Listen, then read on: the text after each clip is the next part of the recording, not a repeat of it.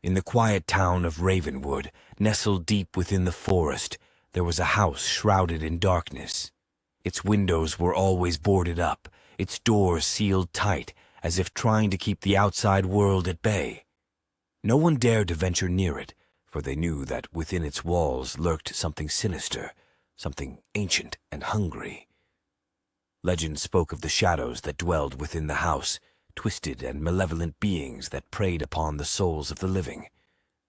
They whispered in the darkness, their voices a chilling echo that sent shivers down the spines of all who heard them. But despite the warnings, there were those who dared to enter the house, drawn by a morbid curiosity that gnawed at their minds like a festering wound.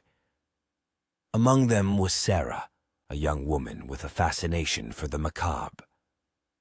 One moonlit night, Sarah stood before the house, her heart pounding in her chest as she reached out a trembling hand to push open the door. It creaked open with a sound like the wail of a dying soul, and Sarah stepped inside, her footsteps echoing in the empty hallway.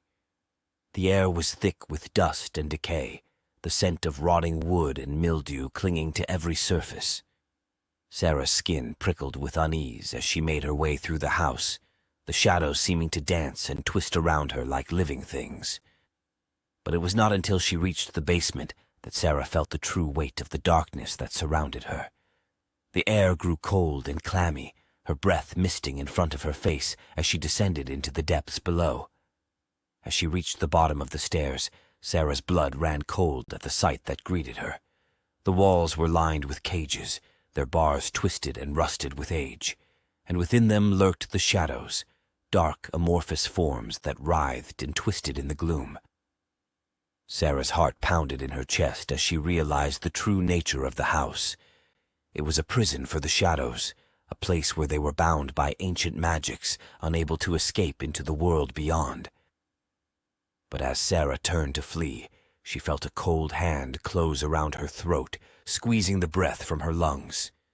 She struggled and fought against the darkness, but it was too late.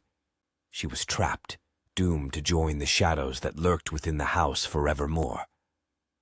And as her screams echoed through the empty halls, the shadows laughed, a sound like the tinkling of broken glass, for they knew that they had claimed another soul to add to their twisted collection.